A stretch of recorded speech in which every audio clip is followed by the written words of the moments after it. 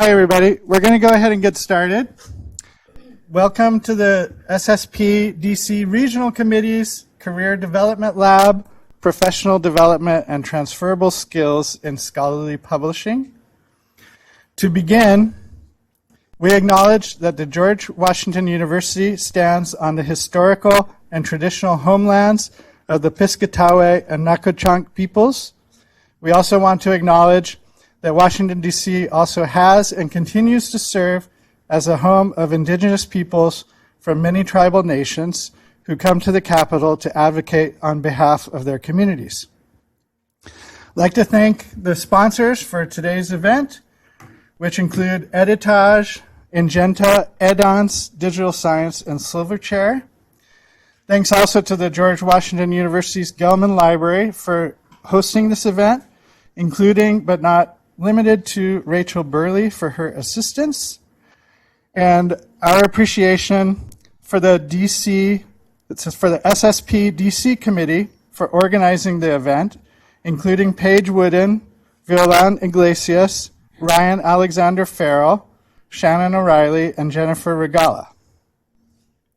The Master of Professional Studies in Publishing program at George Washington University is hosting today's meeting, and I would like to introduce Rebecca Benner, who is one of our faculty members and managing editor at Obstetrics and Gynecology. Many of you already know her. And I'd like to introduce Lucero Flores, who is our recruitment and enrollment specialist, as well as Nicole Mintz, who is the career services director for the College of Professional Studies. If any of you have any questions about the publishing program, feel free to ask one of them or one of our students. We have several students here, or one of our faculty members. So also please join us here in this room on Thursday, April 23rd. We will be hosting the 10th GW Ethics in Publishing Conference. Right here, the SSP and Association of University Presses are co-sponsoring this event. There's a call for presentations out right now, and registration will be available soon. It will be free, and again, Thursday, April 23rd. After this Career Development Lab, we will have a special speed networking session that Ryan Farrell has agreed to facilitate. And then for all of you that are able and willing to decamp, we'll have a happy hour at Tonic at Quigley's, which is a few blocks from here. Please note that we are recording today's meeting for members that are unable to attend. So let's skip ahead here. Today's panelists include Shannon O'Reilly, Senior Global Outreach Manager, Publications Division at the American Chemical Society, Jasmine Wallace, Peer Review Manager, American Society for Microbiology, Puja Telikicherla, Licensing and Subsidiary Rights Manager, American Psychiatric Association Publishing, and Adjunct Professor at George Washington University, and Margaret Morechen, Director, AGU Journals. I'll serve as your moderator. For those of you who may not know me, I'm John Warren, Director and Associate Professor at the George Washington University Masters in Publishing program. So here's a little bit about the plan for today's meeting. It's a little bit different format.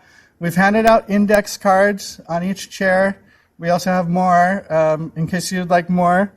So we're going to start with a question for each of the panelists to get us started.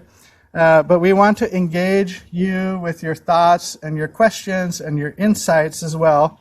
So use the index cards to write down your questions or comments.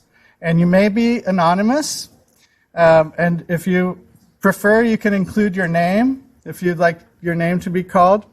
We're using this anonymous format because some of the questions might be sensitive. You might want to ask, when is it time to leave my company and look elsewhere, and your boss is in the room or something. So, nevertheless, and needless to say, but I'll say it anyway, please be respectful and considerate of others. You may also raise your hand if you would prefer to say something out loud. That's fine too, and we have a mic to pass around for that. But again, we'll use the index cards. So we'll start with a question for each and a short response. I know many of you have worked in publishing for quite some time, and others are newer to this field. All of us involved in scholarly, academic, university press publishing, and other sectors, whether editors, authors and researchers, marketers, technologists, we all grapple with changing technologies, with social media, open access, ethical issues, including issues of diversity and inclusion, to name just a few. This industry has evolved continuously when confronted with new changes and new technologies, and it's continuing to do so, as you all know. It seems to get faster and faster. Meanwhile, we have a global millennial workforce that's emerging, and these are tomorrow's, in fact, today's leaders.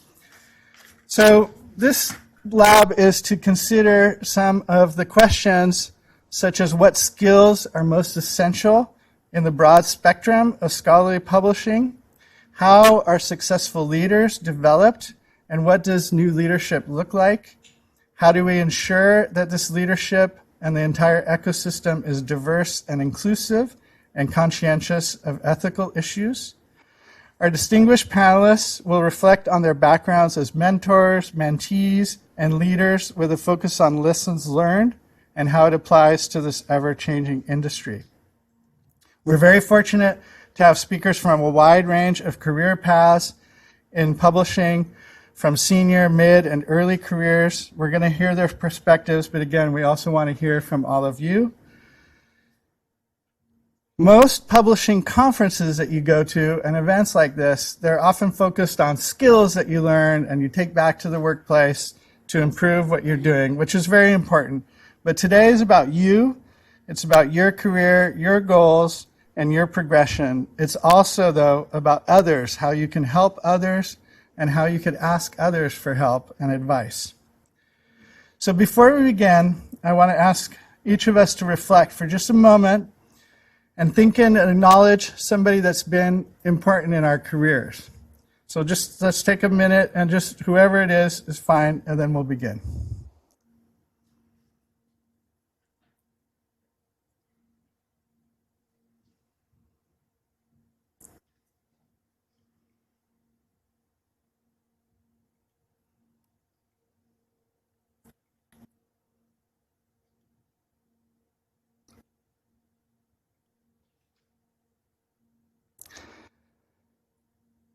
Thank you. So I'm going to introduce each of our panelists via an abbreviated version of their impressive bios. Their full bios are on a handout in the back, which also has a bibliography of recommended readings and resources that we put together. So please take a copy of that, and there's some other materials in the back as well. And again, during the course of the meeting, feel free to use the index cards, and I'll come around and collect them, and there's more if we run out. So I'll start with our scientists here. Dr. Margaret Morechen is a PhD astronomer who currently serves as director of AGU journals at the American Geophysical Union, where her primary responsibility is launch and support of the new open access multidisciplinary journal, AGU Advances. I'm pleased she's joined us today as she's able to provide the scientist perspective as well as the publishers. She was the president's science deputy at the Carnegie Institute of Science and has been an editor at Science. She's conducted postdoctoral work with the European Southern Observatory in Chile, at Leiden Observatory and the Space Telescope Science Institute. She graduated from University of Texas at Austin and the University of Florida. She has the best Twitter handle of all of us, Astro Margaret. You can't get better than that. Shannon O'Reilly is the Senior Global Outreach Manager at the Publications Division at the American Chemical Society. Previously, Shannon worked for PBS in their publicity department and freelanced for local DC publications.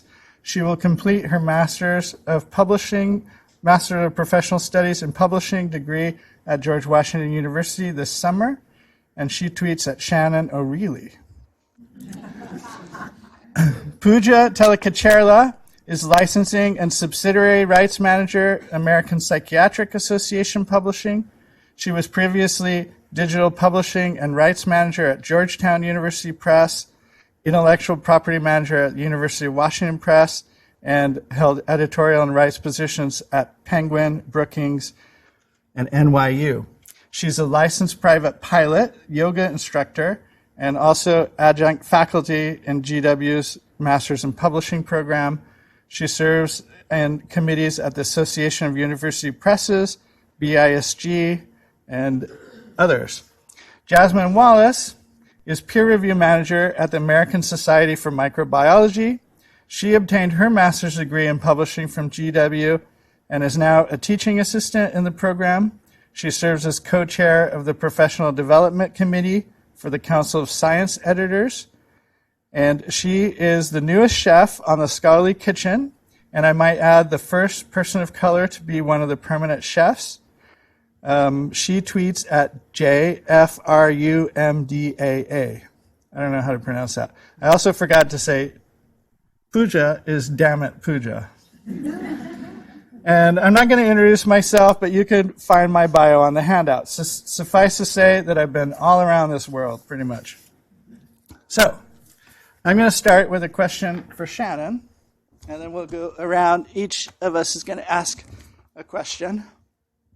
So, Shannon, you're a stellar student and soon-to-be graduate from GW's Masters in Publishing program.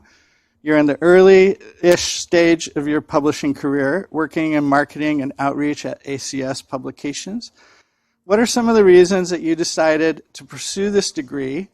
What do you feel is the value of a master's in publishing? And how does it inform your goals and perspectives as you continue to develop in your career progression? Well, thank you, John. I do have to say I was an undergraduate as well at GW, so being in Gelman is very surreal. I spent 4 years of my life in this building. It's a lot nicer now, I will say as well. So, I was about 2.5 years at ACS Publications before I decided to join the GW program in publishing. Before that, I've always kind of had a borderline interest as an English major and an avid reader. I kind of thought trade publishing was the only form of publishing available, very romanticized version. And when I switched over to ACS Publications, I was lucky enough to get exposure to editorial departments or sales and marketing teams through a program that I manage that's for professional development for students at universities that are looking to publish in science journals. So it's been a really enriching experience. I've been able to really travel the world and meet one-on-one with these future authors, current reviewers, and librarians. And I just wanted to learn more. I felt like I just scratched the surface. I wanted to learn more about all of these different publishing departments I was meeting with. I wanted to see what was out there. And I also really wanted to grow in my career. I knew now this is the industry I wanted to be in, and hopefully to one day be a leader and someone that could help make the changes and directions in what's been a really rapidly changing time in publications, especially in the STM world. So when I joined the program, it really, at least for now, for being in it now for a little over a year and a half, has really helped me just learn the different facets of publishing and what's out there, helped me with professional development, and even just make connections. That's how I joined SSP and became involved, was through the program and through John as well and his encouragement. But probably the biggest value for me is really the professors. They're all adjunct professors working in publishing. So not only are you getting practical advice, but you're also getting their experiences. And a lot of them I've stayed in touch with, and they've become mentors for me as well. And even the students as well, a lot of them are all working in publishing or looking to enter into publishing as well. So not only are you getting a program and classes, but you're getting a really valuable community that you can network with and really stick with throughout your career.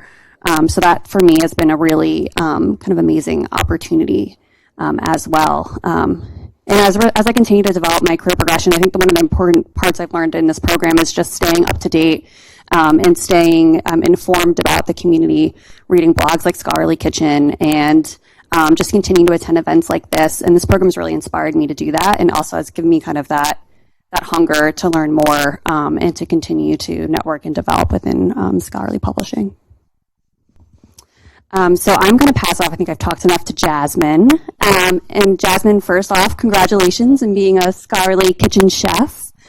And so I guess you might be called a mid-career trajectory. We were just discussing what defines mid-career. But one thing I want to ask you is, how do you plan a career path that is intentional with well-defined goals and aspirational, yet still allowing for flexibility, change, and that serendipity? And then just the second part too is, I mean, John mentioned that you also did the GW publishing program. So I'd be curious, as someone who's graduated and has had a few years outside of the program, what have you been able to use from the program and as a rising professional in publishing? Thanks, Shannon. Sorry. Is this on? No. Hello? Okay, I can speak loud either way. It's funny that you say this because I was thinking when we were preparing for this, thinking about intentionality. I've just been really intentional about a lot of my actions these days, and I think that's what's required for any sort of career pathing or any sort of movement in any industry. So when I think about like what you should do to be intentional in this space, I think you really have to, decide what you want to do and like go for that thing. So I think of this industry as one that's constantly changing. So I don't mean when I say think of that one thing like director or communicator in this area. I think that's a little bit too strict. I think you have to be a little bit more nimble. So one of the things I set for myself in my intentionality and my goal setting is I allow for change. So I establish what I can foresee as far as what I'm seeing starting to shape in the industry itself and trying to see what skills, what sort of things can I do to make myself valuable in time, not just right now. I think about like one of my favorite quotes is from like Oprah. I know that seems really whatever, but she talks about this idea of when what destiny is, and it's a space where opportunity meets preparation. So I think like right now when you think about like what am I going to do, how am I going to do it, just prepare yourself for almost anything and acquire skills that allow for that sort of flexibility, and then that moment hits where you can just pivot in any direction that you see fit. I know that that's sort of what started to happen with me. I set my intention. I started the program. That was one of my intentional acts. I said, I had been in the industry for a while. I had worked for two organizations prior to the one I work for now. And I was just like, if I'm going to do this, I would like to set a standard for myself that places me wherever I want to be. So I started looking up things to do. I thought about certifications. I thought about any sort of things like that. And then I found the program, and that became my intentional act, which once you do the program, you ask, what have I taken from the program? I take the same things that you've taken, this community of people. In addition to this community of people, I think I take this broad scope understanding of almost everything you can imagine in publishing. So for me, I had been in the industry for about 5 years before I started the program. So I thought I knew enough to sort of make a decision on where I wanted to move next. But when I started the program, the program, at least when I was in it, is so many cohorts different now. I think they're on like 14 or 15. I was in like 7 or 8. I was in 8. But you had to set a track for yourself. And the track that I set for myself was the editorial track. It was very familiar to me, but you also had to take courses in other areas. So I learned about books. Although I wasn't intentionally focused on books, I learned a lot about book publishing. And I think what I've learned most from this program is that everything matters. Learning from books, learning from the data people in the IT space of the program, learning where we're going. All of these things are interwoven, and where we're moving, especially in this global sphere, you're going to need to weave together almost anything. I see more interconnectivity than not. So for me, that's what the program did to me. It gave me this community of people. I communicate with like almost all of my cohort. We're really close. And we help each other out. Like they're in different industries, so we share secrets that you probably wouldn't share. Oh, you're over at ASH now? Oh, okay. You're at ACS now? Okay. Well, what are you doing at AGU? And you don't really do that outside of that space, but that community that you build helps you do that. And you can ask those questions that you otherwise would just not ask. So for me, those are the things about what my goal building and the intentionality aspects of my career, and definitely the program itself. So I think I've covered all my notes, and I'll go ahead and pivot over to Puja. That's my questions too. So Puja, your career has demonstrated both geographic and publishing sector diversity. You've worked in trade and research, university presses, and now in association publishing. How has this range of perspectives influenced your career? In addition, what has been engaged in the publishing community, participating in chairing and AUP presses committees, for example, And, now I'm being a faculty at GW. I mean, I like that I started TAing the faculty aspect as a whole nother level. What has this meant to your career? And then I have a separate question. I guess I'll ask it now too, and since you have it listed. How has the GW program not necessarily shaped your career, but as you're teaching, rising leaders, what has anything shaped differently in your space? So is this on? Thank you. There's two things I wanted to comment on, and one is I'm really moved by how intentional you've been specifically, Jasmine, in your career and the way you articulate it, because, and I'm not afraid to admit this, and anyone who has ever asked me this question, how did you end up in publishing, it was not intentional at all. I was in this beautiful room at NYU Press, which is their conference room, which is a library. It has all of their books with the brass ladders, very like Beauty and the Beast kind of style. And they sat me down and started talking about what they were interested in having in an editorial assistant. And I sat there and looked at all the books and I said, oh, y'all publish books. And they hired me anyway as an editorial assistant in my last year of college at NYU. And I think a really big part of that was prior to that, I was studying media and communications, but I was working in the record industry, which, like publishing, has the same components of cultivating an original contribution to the world, right? Whether it's music, whether it's art, whether it's writing, whether it's scholarship, and then creating a space where it can be disseminated as widely and as effectively as possible. So when they started talking to me about, well, this is what we do, you transmit manuscripts into production, you have to do all the permissions, and this was back in the day when there was like a stack of manuscript that you had to photocopy multiple copies of. It went out to the copy editor. I understood the entire supply chain, to use a very, very commercial term, that is consistent with both publishing and with other industries. So that, at its core, really enabled me to develop a pretty diverse career. The other component is that I'm really not afraid to say no to anything, and that includes actually my most recent move. So between the time John asked me to be part of this panel and right now, I've changed jobs again. And a huge part of that is I've never worked in association publishing. And so when I was presented with the opportunity to go into the medical world, which I'd never done before, to work with more journal content, with online content, with a member society that is a very different audience, almost a captive audience, but they have a different level of investment in the content. I was really, really excited at the interview, and I said, I don't have experience in this, but I know how to do it, and I can figure it out. Is to really be open to those new opportunities and experiences, especially when they seem a little bit beyond your realm. Because what I've learned at all of the different places I've worked is there's a lot of consistency. And then if you keep yourself open to what's kind of on the margins, you can pick up a lot of the skills and the transferable skills that you were talking about. Much of which happened, over the course of my career. An example being, to give you something anecdotal, at Georgetown, where I was doing digital rights and intellectual property, doing all the rights management stuff. So the Frankfurt Book Fair, rights permissions, but also working on ebooks and also working with the ebook providers, the EBSCO, ProQuest kind of folks. It sort of took me into the territory of handling metadata.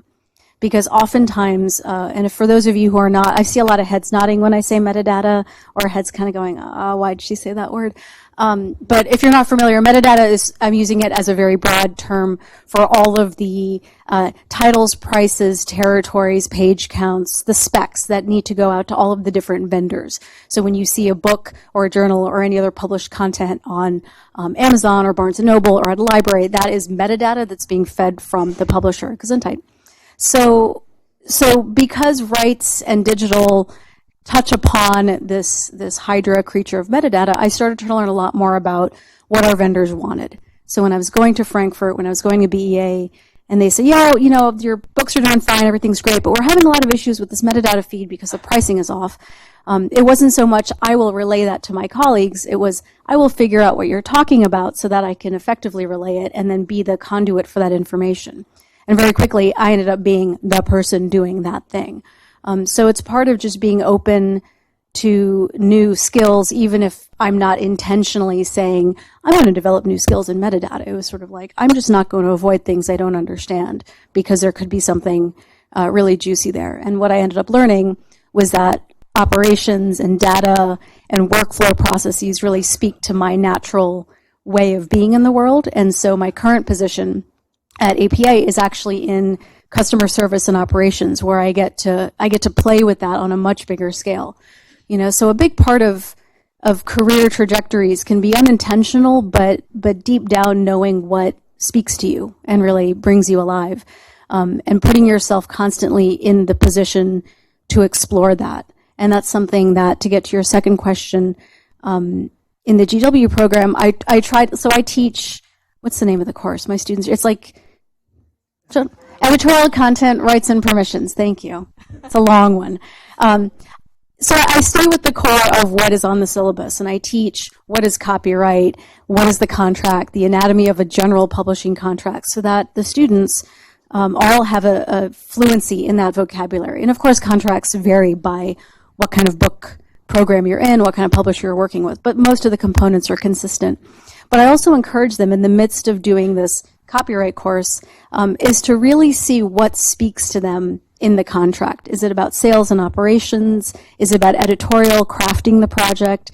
Is there some component of marketing and distribution that really gets their interest? And to try to build skill sets around that, because a lot of folks, in my experience hiring and now teaching, really, really want to be a children's book acquisitions editor in trade publishing. It's a thing. And then what they end up discovering is that there's so many other components of publishing that speak to their inherent interests, whether they love science but didn't go into the hard sciences for their education, whether they love music. There's so many different ways to find what you love and let publishing be a conduit, not only for your career, but to sort of improve and contribute to that community. And so that's actually what draws me to talking to Dr. Margaret about her career path, and this came up when John was sharing all of our bios, is I was like, first of all, she's a legitimate rocket scientist, which is very cool, but your experience mostly in your career has been as a researcher and as a scientist, and obviously a huge part of science, the academics of science is publishing. And so you've had a lot of experience being published and seeking publication outlets. And I'm really curious how that has shaped the way you work with your authors and work with your readers and peer reviewers and all of the other constituents and stakeholders in science publishing specifically. Like, are you kinder or stricter, or what is, because a lot of acquisitions editors have topical interest in what they acquire, but they aren't necessarily PhDs in the thing that they acquire. So you have to have a certain academic knowledge, but also kind of the customer service level. Can you tell us more about that? Sure. I mean, I think that I guess I just have this built-in knowledge, having a scientific background, that I've been in the shoes of whoever is writing the paper that we're working on, or whoever's made the submission. And so I don't think of it as a special skill that I apply, but I guess, fundamentally, I am thinking about, without, unconsciously, what this person's priorities are, and knowing all the other things that they're having to juggle, like grants, and not being too demanding, for example, of can you turn around your proofs this fast, sort of thing. And for me, when I was publishing as a scientist, I admit it was actually very transactional. I didn't think about the publishing industry at all. I just sent in my submission and then started looking at my watch thinking, why don't I have my peer review reports back yet? And so, never thinking about the process at all, and was probably one of those people like we hear now who think, the whole thing should just be free. What does it cost? And so, that puts me in the role, in my previous job as well, working in the administration and research management, rather than being a strict scientist, of being the sort of scientist whisperer of being able to say, well, I think what this person is getting on about is this. And so I think that is helpful, because I try to keep in mind their balance of chores, and also I can convey from, hopefully it makes me more credible to them, trying to convey the importance of scientific communication, because I think a lot of people who publish scholarly research, I guess I speak most to scientists, but think that it's sufficient to just publish the paper and throw it out there, and if people understand it, making it accessible is the reader's job. And I think that, and probably some of you hopefully share this sentiment, that is not good enough, that you should really try to unpack it for the reader and make it accessible. And so I try to help when I can to facilitate that process, because what I guess all of you have said now, so not to make a rerun of the same content, but really resonated with me about finding the thing that you want to accomplish and then being agile about getting the skills that are ready to do that. So for me, that was getting the most important science results and the most science at large in front of the most people and digested by them to advance the field, rather than just making like my specific contributions and hoping that pushed it forward, because I personally am not Einstein, right? So I've been like throughout my career trying to think of like, how can I achieve that goal? So what Jasmine, you said, I like to rephrase the Oprah quote that and the way that I've heard it is to, I can't remember how you put it now, but another way is to make your own luck. So you can, be prepared for opportunity and be talking to people who are like doing the thing you're doing. And even if that job is not open now, you keep talking to them. You find out what is it that they know that I don't know that I can learn from them. This might turn out to be a mentor, and then be ready when that job does open up. Then you're like, I know all those things. Let's go. So seconding all of the things that you all have said. And I realized that went way off course from your question, but yeah.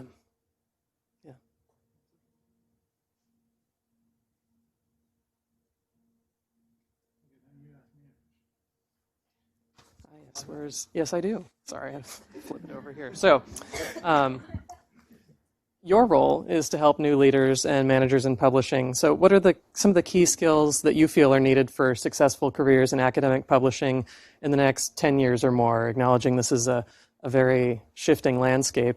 And how are the skills needed today and in the coming years different from the skills that you had when you entered the profession, or are they different? Thanks.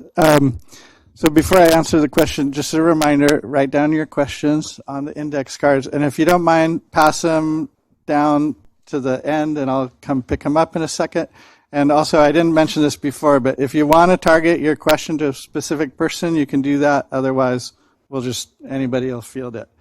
So when I entered publishing, which was a long time ago, I think Puja mentioned metadata. That didn't really exist per se. It kind of did, like Hernando Colon, Columbus's son, compiled metadata back in like 1510, but nobody called it that. So these kind of things are always coming up, and it's hard to say, 10 years from now, what's going to be important. So part of it is just keeping your eye on the future and knowing what's going to be important. One of the things that I try to instill in the publishing students, and I think it's a good thing, is to both really be creative, which a lot of us are, but also be analytical. An example of that is people in publishing often love to write and edit, but I tell the students, take the accounting and finance course, because even if you're scared of numbers or spreadsheets, it's really good to know your way around a budget and be able to have that conversation, even if you're not going to be the business manager, but knowing how to operate a budget is really crucial. So, even if you're not the metadata specialist, learn about metadata. Even if you're not the designer, learn how to do InDesign and things like that, because we never know what's going to come out. The other thing I think is really crucial, and it's been helpful in my career, is being able to develop strategic partnerships, and these mean friendships. Most of my strategic partners are good friends, not all of them, but most. And the same thing, be a mentor to people and also be able to seek advice, as I said in the beginning. So I think these things are important. We don't know, like, what's the future in terms of, what's the next metadata kind of thing that's going to come out, AI, blockchain, things like that. But being able to learn is really important, and knowing where to learn things, I think, is really key.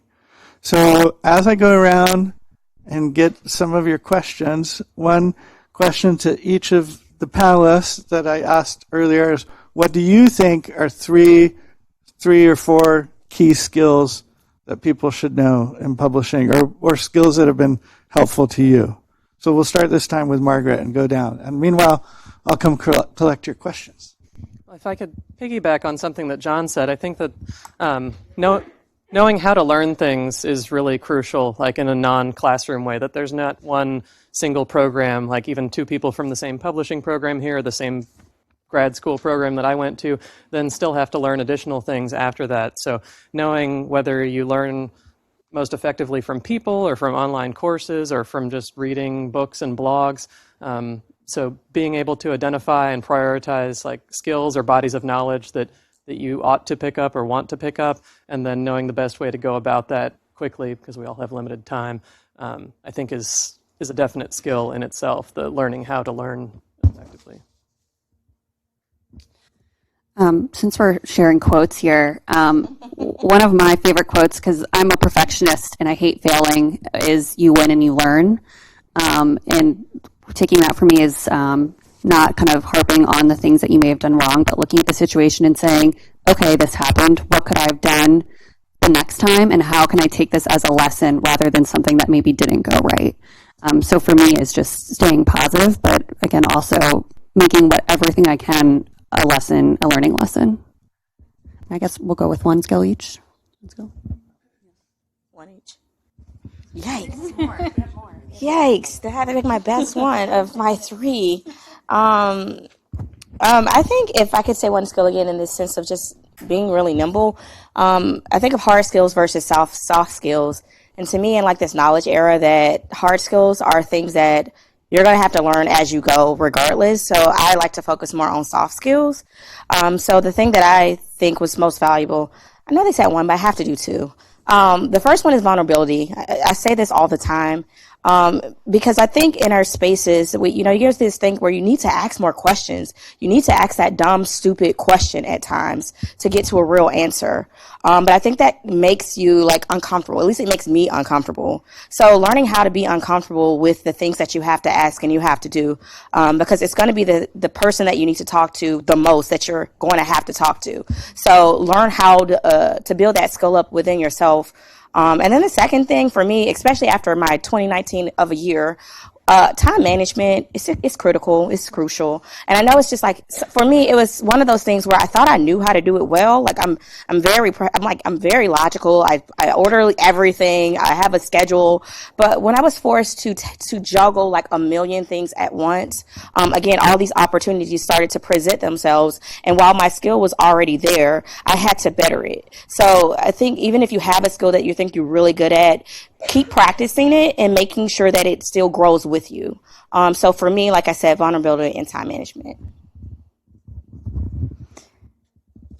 No, thanks. This is less a discrete skill and more of a awareness, which is that your boss and your mentor, these are mutually exclusive. These are not necessarily one and the same. You might have a great boss, the person you report to structures your work and helps you develop the skills you need, and that's wonderful. But to have an expectation that they also serve in a way that will help you develop yourself as a person and as a person with intent in your career may be disappointing for some. And so I can think back, and when John started this whole conversation with you guys with a moment to think about a person, I actually came up with several very quickly. And they were not necessarily the people I reported to. They worked in a different department, but they were people who had more experience, had different experience, and who I felt comfortable being around. And I could say, that project you just acquired, you mentioned something in the launch meeting about the blurbers. Why did you pick them? Or why are we not going with whatever? And they'd be willing to unpack those answers. And so I was learning a lot of peripheral information that is very, very effective when you contextualize the bigger thing of publishing a book or developing content for a journal or working with scholars, or just to use examples amongst my fellow panelists. So just being very aware of where you can develop meaningful relationships or strategic relationships, in John's case, from people who aren't necessarily the obvious mentor, because the boss of the department or the head of the publishing company may have a very different agenda. Quite frankly, they may not be interested in your development if it poses a threat to their career plans, which is also okay. And so to be very open to where your learning can take place and be open to it taking place over a long span of time. Because you will connect with people periodically throughout your career, and you may connect with them more when you no longer work together. You may have a variety of relationships. So mentorship can and should, I think, when it's effective, mirror the other kinds of relationships we have as humans with one another. It doesn't have to be purely transactional, and your relationship with your mentor doesn't have to necessarily get you to the next rung on your ladder. Okay, great. So we have a lot of great questions already. I will come around again, so don't worry if I didn't get your question. Please do pass them down to the end. It'll make it easier. So because we have so many questions, let's just maybe one or two people, let's say two people, answer this. So this kind of builds on what we were just talking about, but it's a little bit different. What are your suggestions for gaining new skills or knowledge outside your current job requirements or your current role? Super quick answer. Join a committee. Just say yes to some committee, and you'd be stunned by how much you learn from people who are different from you. I think for me too is informational interviews, not when you're looking for a job. They're still really helpful. So not being afraid to, and I will say like things like this room right here, events, and even conferences, or just going on LinkedIn and looking up and saying, that job looks interesting, let me reach out to them. I think we have this idea that we only really are looking when we're looking for a job, but there's always opportunities to meet new people and network. So that'd be my suggestion as well. I'm just going to add one other thing. Is find a passion project or something, some kind of side hustle that you can learn stuff in. So maybe start designing children's books for fun or whatever, but something that's interesting but teaches you new skills. So that was a great question. So here's another one. How did you develop your most meaningful professional relationships?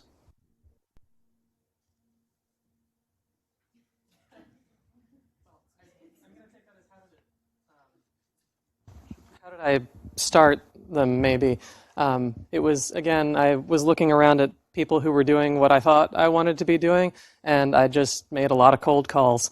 And, maybe emailed 20 people in this sort of realm or class of people that were doing the job that I thought I wanted to do. And I think 2, 3 wrote me back, and those turned out to be really lasting relationships. Fortunately, they were just people who were very generous with their time and with their knowledge and sharing things. And so I try to keep that in mind and return that when in informational interviews, like Shannon mentioned, I think are really important. And so you never know, I think, who a mentor is going to turn out to be. The way that I've actually made one of my closest relationships was by chance. I was sitting at a publication workshop, and this random person asked me to plug in their laptop, and that is literally how I made one of my closest connections.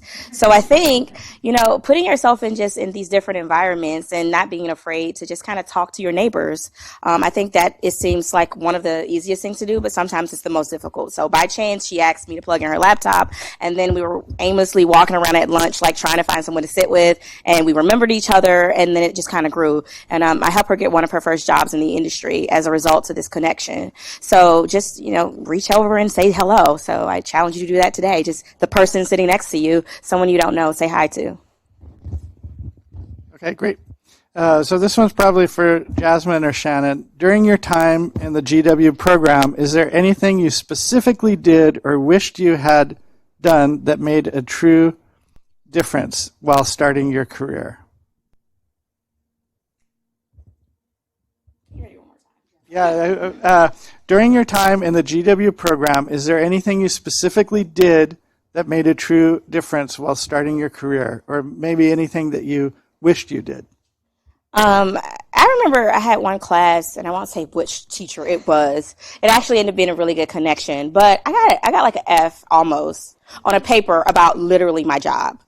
I was just like, how I do this every single day. You're telling me that I don't know my job, essentially. But of course, I can't say this because she's my professor. But it actually, I went up to her and I'm like, sorry, I don't think you graded this properly. I literally almost wrote the instructions for my job. So I know it might sound like documented or something that's been laid out in a way that it almost seems like I'm stealing this material, but this is my job. And, she was just like, well, maybe you should learn more about it. And I was just like, no, she didn't.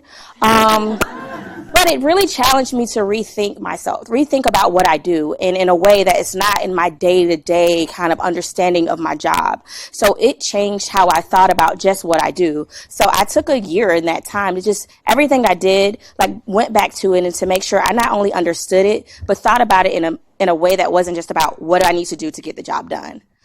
So for me, that's something that it was a bad experience in itself, but it turned out to be something really good. And I still do that to this day. Like, I do this every year. I go back and I like relearn my job every single year. I rewrite my job description for myself. And it seems easy. It seems like something that's not necessary, but it taught me to always do that kind of stuff. I'll have to ask you later what professor that was. What about you, Shannon? Yeah, for me, this is a safe space for all my ACS people. My job was very challenging in that, I mean, I had to execute 60 events by myself in a year, and it was, and travel on top of it, and it was crazy, but even through all that, I wasn't feeling intellectually challenged. I was using a part of my brain that I wasn't using the part of the brain I really wanted to.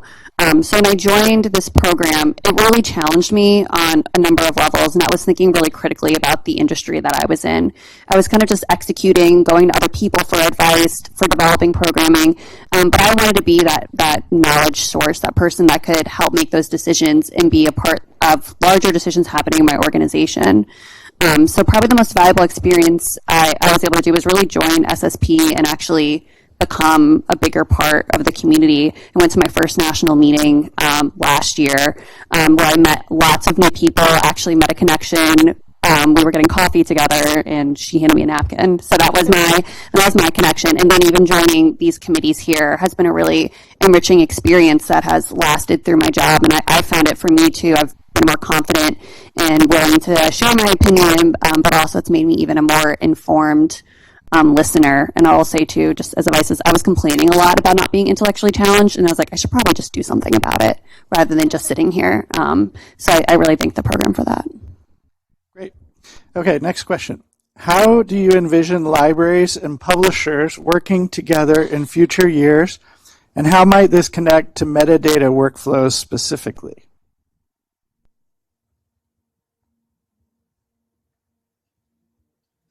Yeah, sure. How do you envision libraries and publishers working together in future years, and how might this connect to metadata workflows specifically? And I might say this was not on the question, but I'll just mention it because I read about it today. At the ALA, there was a big kind of thing between Macmillan and librarians because Macmillan is like preventing public libraries from getting their books. So that's not on the question, but I think this is a kind of thing. Like, publishers and librarians should not be antagonistic to each other. I'm going to start this with what every rights manager says to anything you ever ask us, which is, it depends. It depends on the outcome and the kind of stated outcome. So if one intent is to broaden access to information, then it's going to depend a lot on budgets and how libraries are able to acquire content, which of course is a huge part of what keeps publishers, some publishers more than others, obviously, financially viable. You know, the other question is, do we want to monetize content in a different way? So it really depends on what the outcomes are. The fact that librarians and publishers, my metaphor is that we're people walking into the same room from very different doors and stunned to see the other person there.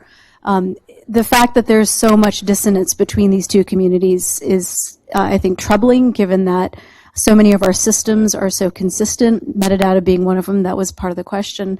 But it really does depend on what kind of outcomes we want to see. I mean, do we want to see people having greater access to information, or do we want to control access to information to benefit some people more than others? I bet a librarian asked that question too, and I'm glad you did. Thank you. I'll just say, you know, while never having been a librarian, I have worked in the library, and I think publishers and librarians have a lot more in common than many people think. So one thing that I would get back to is get knowledgeable about that community. Like, go to one of their conferences, not as an exhibitor only, but attend. So, for example, I've gone to Library Publishing Forum, I've gone to ALA, and learning what motivates them and what their incentives are and what their challenges are, and vice versa. It's the same, for librarians, go to publishing conferences. Yeah. And get to know some as friends as well. And I'll say ACS has done a really great job in this department is that we have an academic roundtable. So we have a group of librarians that we do like an in-person every other year, but we do connect with them on a quarterly basis. Because we realized too that we have a lot of the same challenges, and I'm in the journal side. We're a mission-based organization, so we also have a similar mission as well. So I think it's also finding the commonalities, but also it's a two-way street as well. So I think it's a great idea too if like you're in your company and you want to forge better relationships, is considering doing like an academic roundtable or advisory board. Okay, we have another great question. And as I said before, if you feel like raising your hand, that's fine too. Feel free to do that, and I'll keep coming around and collecting questions.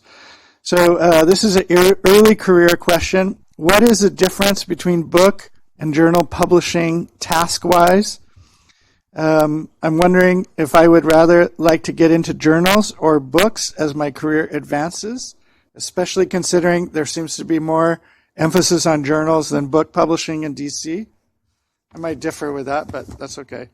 At Puja, I really like the very minimal experience in trade, but also enjoy scientific book association publishing. Is it hard to jump between books, journals, trade, scientific, etc.? No. Sometimes. Often, yes. All of the above. It's not hard if you're determined that nothing is going to be that difficult, but that there are challenges you will have to overcome.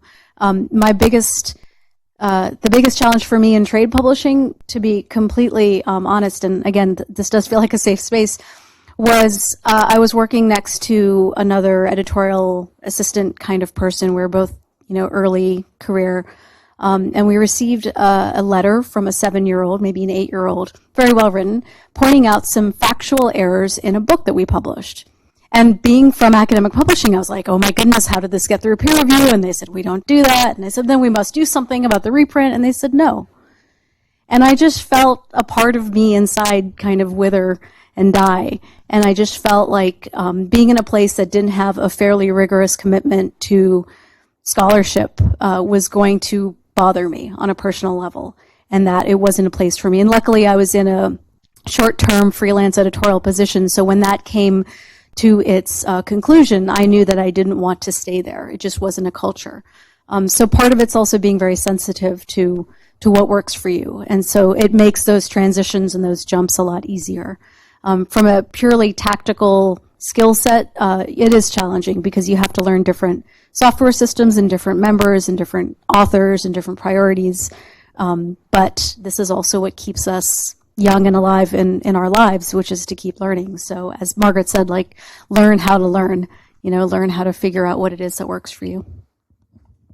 Maybe on a practical note as well, I'm not our books editor, but I do sit right next to her.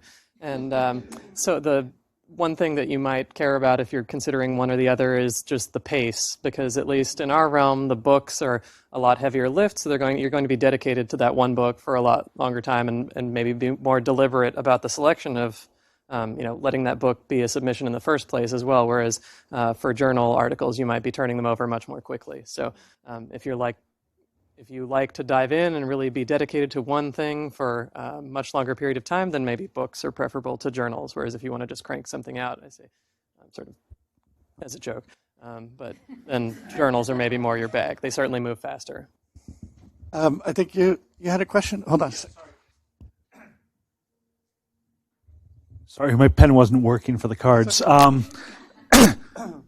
sort of a mid-career person at this point, and I was sort of in a job for about 20 years. So I think the ground shifted under me, and I didn't notice that it was shifting under me. And the big thing is I grew up with the editorial skills, the proofreading, the copy editing stuff. Are those still valuable? And if not, how can they be repurposed?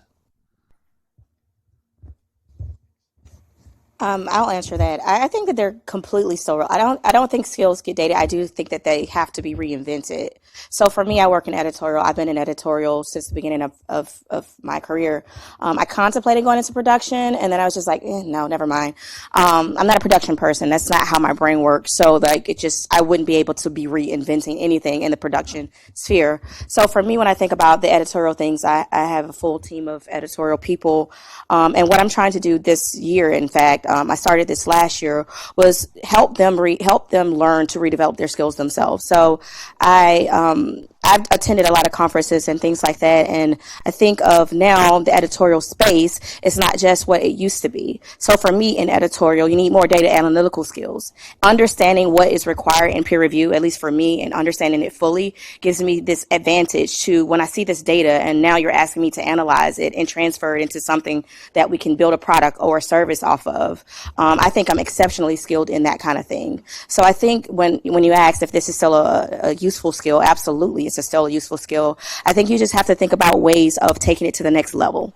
And again, to say what Margaret said, learn to learn again, and don't stop learning that thing. So like for me, like I said, I'm teaching my team or training up my team because I have people who have been in the industry for 20 plus years, 15 years. They don't see the need to learn more, but I challenge every question that they have, and I'm saying, okay, so we have this editorial board, and every year we do this the same way. How can we infuse more inclusion in this space? You know this space better than anyone else. So you're the person that can actually suggest what changes need to be made if you really think differently about it. Like not how you've thought about it in the past, but in the future. So for me, like I say, I agree. I think it is a very useful skill. I don't think skills go away. I think that they just become something new.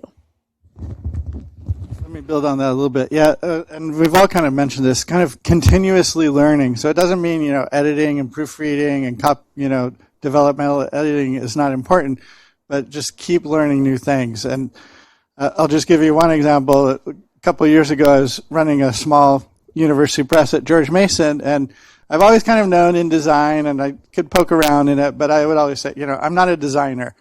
And I got a book, and I decided to do the whole book myself. So I did a 400-page hardcover book. I designed the cover, designed the interior, did the layout, did the footnotes, did everything. And I had to learn a lot about InDesign that I didn't know, how to do a complete book and not make it look like it was done by a child. So, so now I'm still not going to be a designer by trade, but at least, I learned how to do that. So this actually builds on our next question here. And keep the questions coming. How can you work towards the next step in your career? I would love to move up, but have limited experience. Any advice? This is actually what this is all about here. I'll give the GW Master's Program a plug, actually, there, because that's kind of how I was feeling. Is I wanted to advance in my career, and by just doing the program in itself, I just found people took me more seriously at work. They're like, "Oh, she's really serious about her career in publishing." We'll send her we'll pay for her to go to the SSP conference. When I don't know if that would have happened before. So I'll just keep it quite broad. Say like doing a program like this or doing a certificate program, like showing that you want to pursue knowledge. And then I think it's, again, we've been talking about this, but like the networking internally as well. But for me, I would say like doing a program like this is a perfect. And be engaged. Like Puja said earlier, join a committee, volunteer, the SSPDC committee, you could join that. We need more people. So get involved and, meet a lot of people. Like some people are afraid of networking.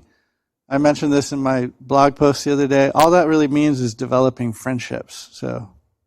Yeah, and I'll add, because I'm secretly doing a shameless plug for my career and professional development committee at CSC, but joining a committee really, really, really is one of those ways where you do things that are so different. It may actually give you insight on things that you're not doing. So, for example, we're always looking for people, and it's like pulling teeth, because I think people assume that by joining these committees, it's going to be like a whole another job on top of itself. But no, like within my committee, we have multiple projects, and then we divide the project up based based off of interest. And since we're the Career and Professional Development Committee, I ask people what they're good at, what they want to do, what sorts of things they want to start to pivot into and acquire. So, like, I think the committees are really useful, and I can't stress that enough. And it's just a simple email to the committee chair. Hey, are you guys looking for any help? And once you join a committee, trust me, you'll be on one or another committee or like 4 more committees before you like with your ends, which, you know, take that on, and you don't be afraid to say no in that space either. I had to learn that when I first started doing it, because it was like, ooh, I get to work on a podcast. Ooh, I get to, you know, speak on a panel. Ooh, I get to put together, you know, like, it was exciting because I didn't know what I wanted to do, and I wanted to grow. So I'll add that to it, but just really reach out to one of the committees that you find interested in any of these larger organizations. It's super simple to join, and it will really get you to that next place. John, can I add just one more thing to the gentleman's question? Again, a very practical corollary, since you talked about copy editing and things kind of shifting, because I think we've all experienced a lot of the things that people did for 20, 30 years in-house are being outsourced or being allocated in different ways. And that is a huge shift, and it's affected all aspects of publishing, not just journals, not just scholarly. But, you know, if you think about something like copy editing, which is you're getting content to conform to a specific set of rules, broadly speaking. That's kind of basically tagging XML, right? So you're getting content to conform to something. And so those are places where if you have a natural affinity for a specific task, you can start to see where that mirrors in something a little bit more technology-based. Because then if you take all of that skill set and become pretty competent in DTDs and XML and a bunch of other acronyms that I'm sure you're all familiar with, that's sort of how you become like the digital production editor versus the copy editor who's now trying to find a way to keep things moving.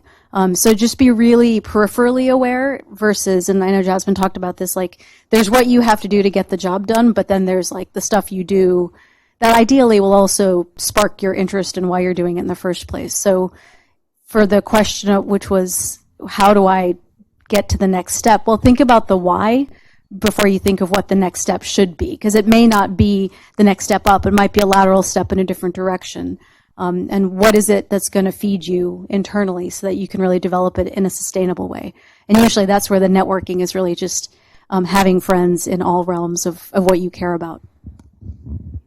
Just a brief comment to add to this how to advance question, whether it be internally or externally. I would say also you can just try fearlessly jumping and applying for whatever the other job is. And should you get to the interview stage, there is no crash course like preparing for an interview to think, oh, what if they ask this and what if they ask that? And then you will find out all the things that you think you should know or should know, and asking around, strategically, you might find out what you really ought to know. And then, even if you don't get it, then if the interviewer or the company or whatever group is kind, then they can give you some feedback on, like, we were really looking for someone who had a little more experience at X, Y, or Z, and then you can go pursue that if it was really that job that you were looking for. Yeah, actually, a student asked me that question the other day, and I was like, there's no crime in applying for a job that you're not qualified for. It might be a waste of your time, but, it's not against any rules. So this is a great question, too. What part of publishing is going to be commoditized next? What publishing jobs are becoming popular, positions in which there are growth opportunities? This is a tough one, but a good one. Data analysis, XML, anything involving strategically getting things like Onyx feeds out to a wide variety of stakeholders and consumers, that's pretty hot. If you can look at Onyx files day in and day out and not be frightened by them, I think that's a major skill. Yeah, I'll second that too. We've talked a little bit about metadata. And again, when I got into it, that didn't really exist. And now that is a career. We know metadata specialists. A couple things that I kind of see getting more traction is multimedia. So like if you're interested in podcasting or video, that's becoming a bigger part of publishing. Artificial intelligence, things like that. These are difficult things, but you don't always have to be an expert in that, but being able to talk about it and think about it and find, when things come out, like, I remember when ebooks started emerging, and I got into that. I am not a programmer. I don't do that, but I knew how to find people that were experts in it. So, if you're interested in AI, you might not become an expert in AI, but learn about it, what makes it tick, and find experts in it. Anybody else on that one? Yeah, and I'll just add to that because you added. I thought about your question about like skills, if they're still dated or what or not. I can't remember the exact iterations of your statement, but I was thinking about this session that I attended once, where it was an IT team who was building up a device for copy editing itself, and they were looking for copy editors. But copy editors think, oh no, we don't want to do that because you're replacing us. But it's a machine learning device. So by getting into AI as a copy editor, you may be able to shape what is being developed. And that's the kind of skills that they need. So they're looking, it's an industry that's not necessarily publishing, but looking a little bit outside of that may also be useful because, again, our skills are becoming more transferable to other industries now. Did somebody raise their hand? I'll come around again for more questions. This is another great question. Can the panel discuss a failure or setback in their career and how they moved forward? And a second question from the same person, how should one seek a mentor? I'll go for the setback one first. I've had a few. So, one thing, and I mentioned this in my blog post the other day, is always be prepared. And that means, like, don't start networking after you lose your job. Don't write your resume after you've been, let go or something like that. I had been working at the RAND Corporation for 12 years in publishing and liked it. It was in Santa Monica on the beach. It's hard to get better than that. But, I saw with the leadership change that they were like de-emphasizing publishing. And so I kind of saw the writing on the wall. And I've always kind of networked and stuff. So I was getting prepared, but I wasn't prepared to be let go one day. Like I thought it was like 12 months out and said it was then. But I was already kind of ready, and, I had my network, and so I started really working on it fast, and I didn't feel sorry for myself, and I just, pushed on, and I had a job within a month. I had to move to D.C. for it, but that turned out to be a good thing, too. So I think, being prepared for the unexpected is a really good thing to do. So I probably have other setbacks, but I'll let somebody else talk about theirs. I'm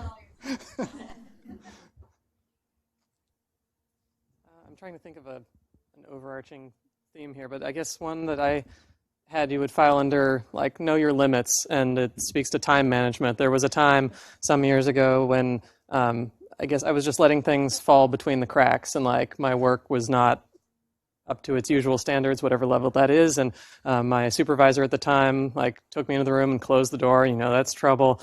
And so the door is closed and says very kindly, look, you and pointed out several spot checks, you let this happen and you let this happen and you let this happen. And I know that this is not the kind of thing that that this is not right to let slide without getting into the particulars. And I said, yeah, you're right. And I have just been completely snowed under, and I thought I could do all this, and obviously I can't. I'm letting things go by the wayside. And so the lesson that I learned was maybe don't be afraid to ask for help, but don't be a hero.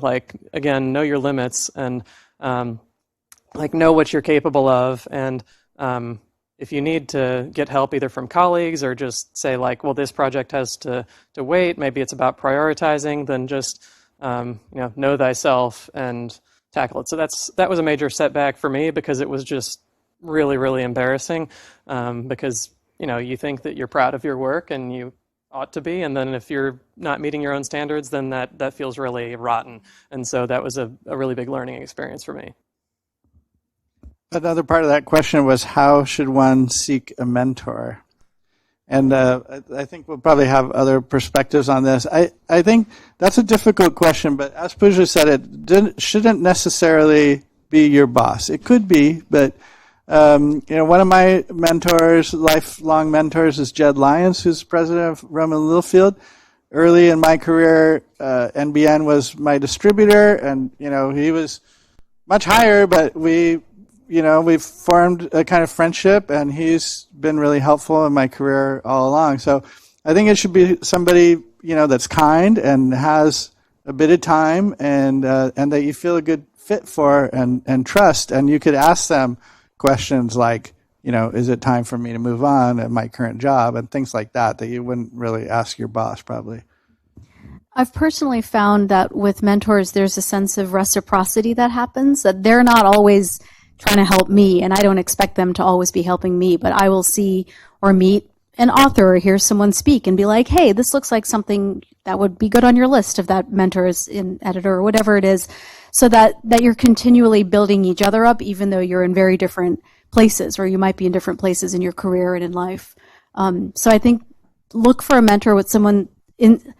into a mentor with someone you find an affinity with anyway. Like, you want to hang out together anyway, so that it's less of a transactional relationship and again, more of a personal one. Because I do frequently send job postings and tips and authors and ideas and opportunities to my mentors, even though they're way more experienced than I am. We have more questions. I'll come around again in just a sec. This one's probably best for Margaret or Jasmine, but it could be anybody. When working on the production of a journal or book, how do you help the authors learn how to reach beyond their own science, like beyond the academy to public policy or the public, etc.? At ASM, we have programs that actually, I don't directly work with those programs, but we have an education department within our organization, and they do outreach to the researchers themselves. We do help filter information to the education department with things that we are starting to see in the journal side. So I know I try to infuse things on our end. So recently, or last year, we pushed to try to have a one-on-one or publishing one-on-one session at our annual meeting. And so for me, that was sort of what the education department does, but it was coming from journals. So in that space, what we did was share what we do behind the scenes to sort of spark interest. And the part that I enjoyed the most was trying to explain to people that there is a life outside your paper that we cannot help foster. So, once your paper is published, that's actually the beginning of the process, and sharing with them that, what you're doing with your paper after the fact really does matter, taking it to the next level. So understanding why we're collecting the metadata, asking us questions to help you help yourself.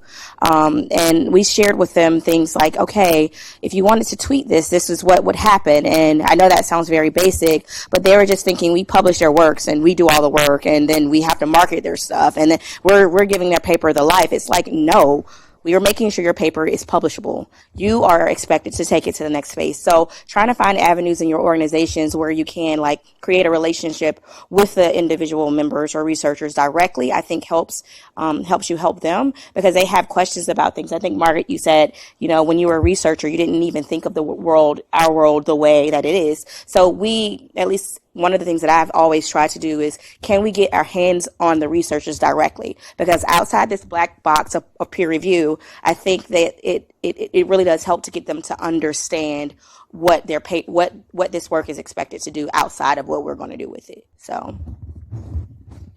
So another thing that we have at AGU is a program called Sharing Science that tries to help scientists communicate more effectively in a number of different ways. So we can point our authors to them. And then another thing that we do is encourage our editors to nominate papers that they see, because they have a better judgment eye than we likely do, that they can promote or nominate them again for different. Either we have spotlights that are written by freelancers, or editors' highlights that are written by them, the editors themselves, or we're about to have a policy newsletter. So we encourage the editors, you tell us what should be elevated and we should try to promote more often. We have a couple more questions, and then we are going to have a speed networking that Ryan's going to lead, so maybe we'll take a 5-minute break before that. I've got a couple more questions. I would love to hear from all of you, what you think about today's panel. Puja and I did this same kind of format at AU Presses last year, and I'm also going to be doing it at the Library Publishing Forum this year. So any suggestions you might have to improve it, let me know. Here's another good question. How does your organization track your publications through the process? What systems do you use? How do you streamline your production process? And or what are common bottlenecks?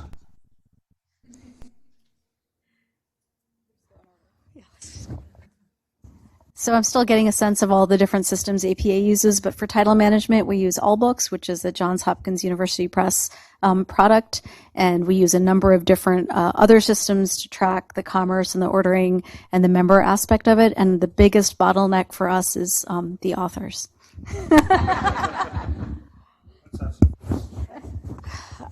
We use for our peer review management system, we use EJP, we use the JPS version of their system, and then we go on to Surveil as our vendor. I think our biggest bottleneck is probably our editors, for me, because they think that they're not the bottleneck. Right.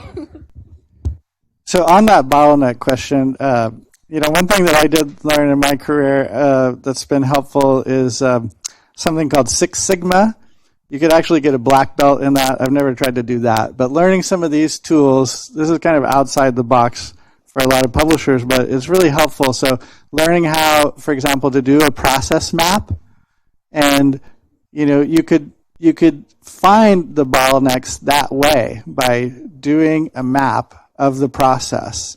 And so that's like a really, we've been talking about skills. That's a really good skill to develop, and you could do that for a lot of different things. I've done it for the metadata process, for book production process. So try to learn that skill.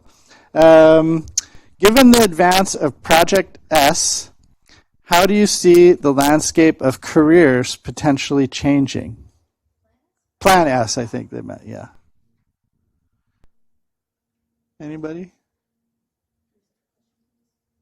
Yeah, given the advance of Plan S, how do you see the landscape of careers potentially changing? I can kind of answer this question. I think for us, at least, I see publishers looking at alternative streams of revenue. So what other areas can we also be investing as well?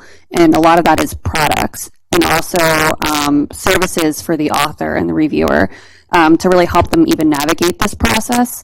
I mean, you also, again, just have, open journals as well. But I do think there's also going to be a really big boom in product development. I know that's something that we're looking at with ACS, and it's been a lot of buzz around what else can we provide to this community as well. Anybody else have a question? Yes? So publishing is a very international industry. Most of the authors are from abroad. You've got a huge growth now in journals in China, Russia, elsewhere. What sort of skills or what sort of lessons have you learned from having to deal in the international marketplace?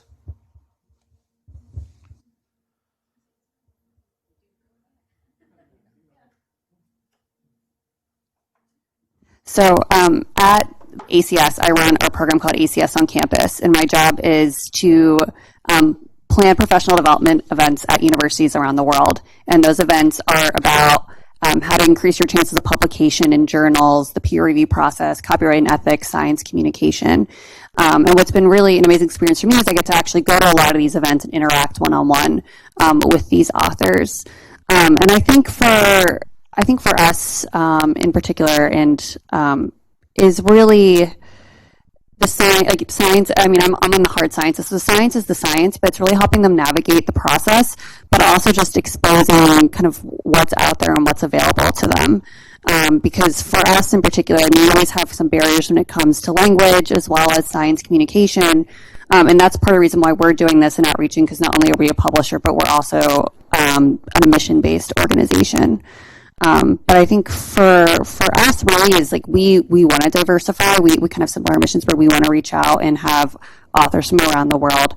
So for us is introducing ourselves into these different markets, but also even collaborating with existing journals in these different countries as well.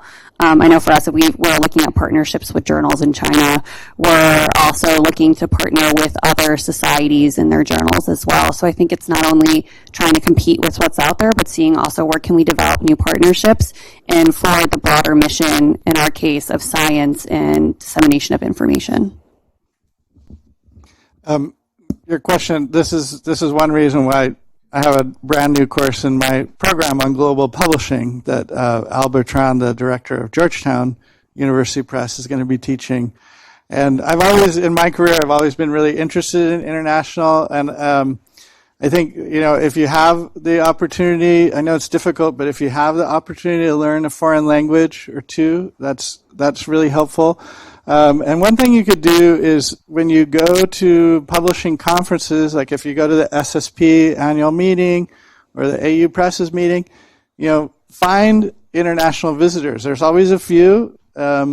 Maybe you could go to an international conference, which is great, if your company will pay for it. And if not, it's a good tax write-off for you as well. So go to an international conference, but if you go to local ones or national ones, find international people. Maybe there's a session that's focused on international things, and then again, read. Scholarly Kitchen sometimes has international stuff, publishing perspectives. So there's a lot. There's a lot of journals that you could read about. So just becoming knowledgeable and meeting new people. Thing that we've encountered as we try to get more diverse in our authorship at EGU is that we need to learn better like what the norms and standards are across different cultures, because what's considered an acceptable submission or what's considered a full paper or result or what's considered a good review report all differ very widely. And so if we want a certain level of thing, then we need to share examples and do a lot of outreach with the community. I think if we say, like, this is what we want out of a review report, then we have to show that and do webinars or whatever it takes to reach out to that community. I'd be curious, Margaret and Jasmine, too. I know for us, too, we've been frequently hiring more editors internationally as well. So I'd be curious if that's something that you guys are experiencing in your organization. We're continually globalizing, which has also helped us even be better about being culturally sensitive, but understanding best practices as well. We have another question here from the audience. Thanks. Hi. My question is about more of your day-to-day work. As kind of an early career person, sometimes I find myself getting bogged down by just the kind of the monotony of the things that just have to be done every single day. So how do you sort of lift yourself out of that to inspire yourselves to move forward and to not just say, okay, this is my day job and this is what I do for 8 hours every day? And how do you just get out of that?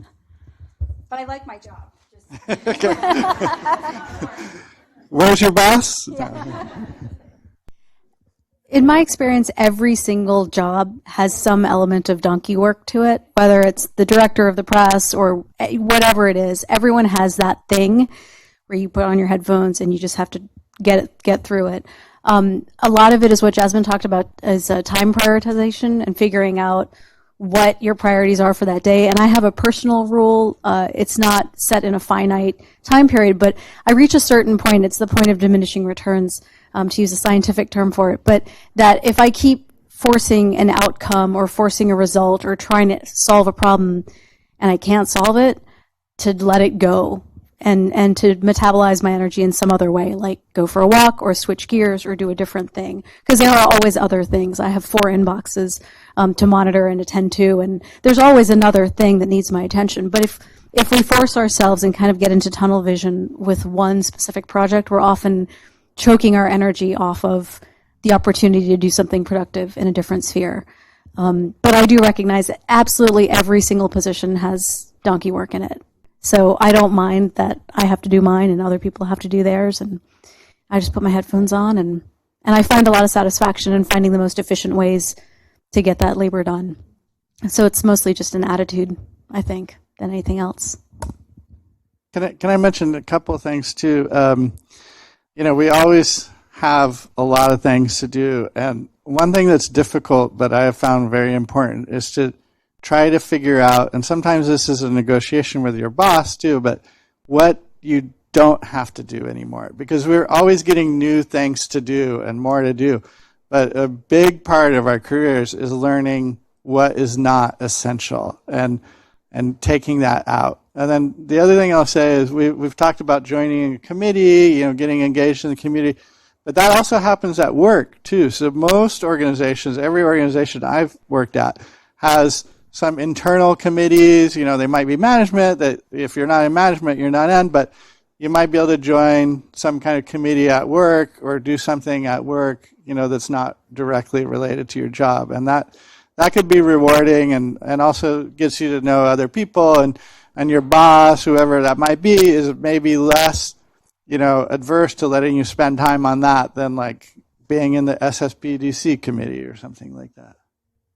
Also like trying to take a step back when it feels like there's something that approaches drudgery, and talking to someone who works on a different part of the organization completely, and like getting a better sense of the big picture, because then you get sort of refreshed and think, oh, I had no idea that this was going on or how that fit into my work. Hopefully it fits in. And that's difficult for me because I tend toward being introverted, but standing by the coffee machine long enough to chat with somebody else, that I find is a pleasant diversion. So I'd really like to thank our wonderful panelists here, Puja Telikicherla, Jasmine Wallace, Shannon O'Reilly, and Margaret Morechen. I'd like to thank all of you guys for your questions and everything. And this is not the end of the event. We're going to do some getting to know each other, networking, which, like I said, means building friendships. And if you can, please join us at Tonic at Quigley's, which I think is on H Street. It's a couple blocks, but we'll all walk over there together. And there are some refreshments in the back, and there's some handouts on the table. So why don't we take maybe 5 minutes? Ryan, you want to tell people what we're going to do here? Oh, wait, one other thing. I just want to, sorry. Sorry, one other thing. Okay. Yeah, and I just want to re-thank the DC SSP committee for organizing this. And if you're here, you can stand up so people know you. Paige Wooden, Jennifer Regala, Violan Iglesias, Ryan Alexander Farrell, Shannon O'Reilly, who all you know. So let's thank them as well. Okay. Now, Mr. Farrell. Hey, thanks everyone. So yeah, just given that one of the themes we heard was about networking, about getting to know each other, building communities, we thought it'd be a good idea to dedicate some time at the end of the panel before we head out to the bar, just to to kind of do a casual, informal networking event. So you'll notice on your cards you have a colored sticker. We grouped you into one of 6 groups, so feel free to kind of meet with people in your group to chat, but also it's about chatting with old friends, meeting new folks. So just feel free to talk amongst yourselves, get to know one another. Yeah, hopefully you meet some new people. Thanks.